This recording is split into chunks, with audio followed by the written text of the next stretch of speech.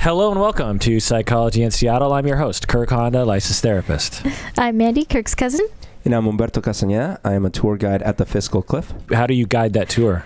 You got to be careful because it's a long way down. I thought we avoided the cliff by raising the taxes slightly for the rich. We did? Am I out of a job? Yeah. Our new website is up and running, so please visit psychologyinseattle.com to check it out. We have a new outtakes video on our homepage, so check that out if you like. And of course, please visit our Support Us page, particularly the Donate Us. Oh, donate us? Donate to us button. Please donate to us. We're far below our pledge drive amount of $2,000 to reimburse for the various costs that we've incurred as a result of producing this podcast. So please go there and donate.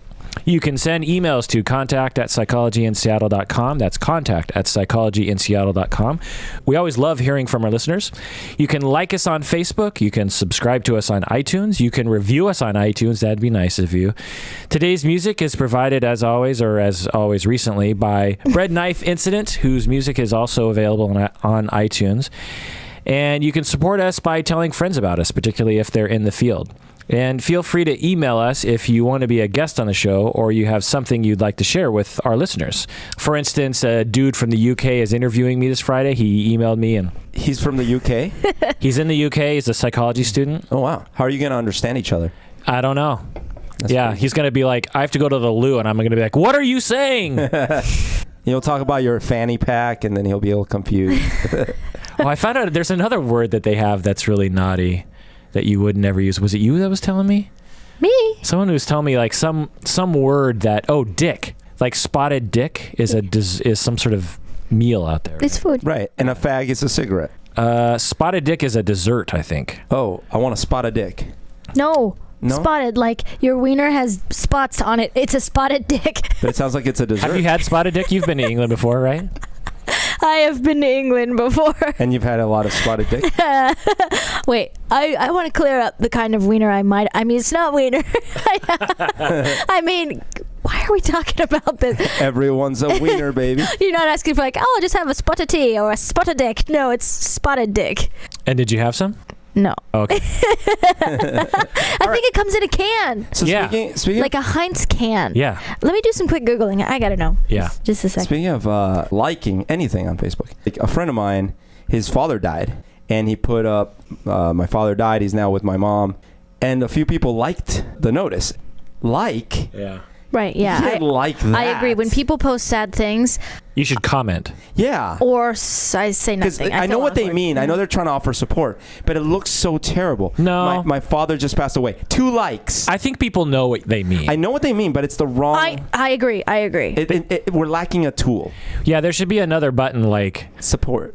support. Basically, or I want high to. five. I want to give the love you Oh, there should be a love you button. or like Yes. I'm here for you, buddy button. Yes. But that's kind of long. But the thumbs up. If it was Because I don't want to type that out. if I don't it want to was- go actually talk to the Oh. person. I just want to click a button and move on. I would like Yeah. to point out, like, it should just be a little fist, like a little, like, pound it.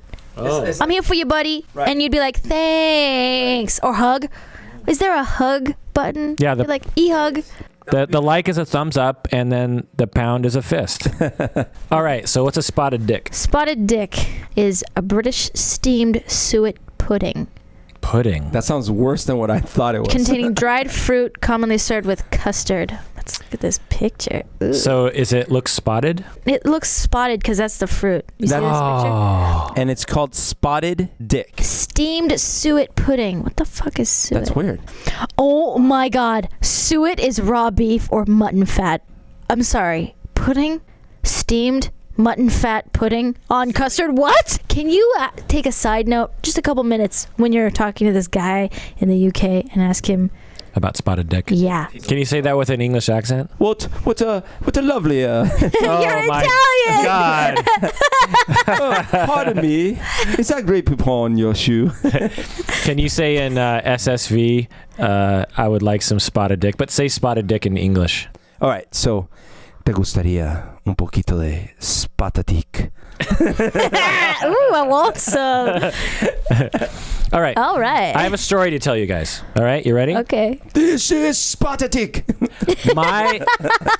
What is that from? Yeah, this is Spartacus. Oh. No, this is Sparta. All right, right. This is Sparta, right? All right. It's terrible. My massage therapist told me a story recently. My massage therapist arrived for her first appointment with her new therapist, and her therapist was late, 5 minutes late. When the session began, the therapist asked, "Any trouble finding my office?" And the client, my massage therapist, responded, "No, it's close to my husband's work, so it wasn't difficult to find at all." 2 minutes later, the therapist asks again, "Any trouble finding my office?" The therapist seemed to have forgotten that she'd asked the question just a couple minutes earlier. And the client, my massage therapist, responded with annoyance this time, "No, it's close to my husband's work, so it wasn't difficult to find at all." And the therapist didn't seem to remember that they'd been through this routine before. And I think she even asked her again later Who's on first or something? I don't know. So clearly the therapist was not paying attention or wasn't allocating the brain power to pay attention or something. And that's like fundamental therapist action, which is to listen to the client. Wait, start over. I don't know what you just said. Exactly. You're not a therapist. Then the therapist's dog jumps up on the couch with the client, starts licking the client, bothering the client. The client asks the therapist to do something about the dog because it was very distracting. And the therapist merely said, "Oh, stop bothering her. Stop." The dog continued to bother the client throughout the session. So my massage therapist is telling me this, and I was, disgusted, and I thought, man, this person, who would ever do this? This has got to be an anomaly. But I felt embarrassed for my profession, honestly. And I gave her a referral to a therapist that I'm actually supervising that I know who would never do any of these things. So then I emailed this story to my supervisees as a reminder to not do these things. And one of my supervisees told me she recently had a therapist who showed up late to the first 6 sessions. The first 6 sessions, the therapist was late every single session. And then another supervisee of mine told me that she once had a therapist who also had an annoying dog in the session that would bother her.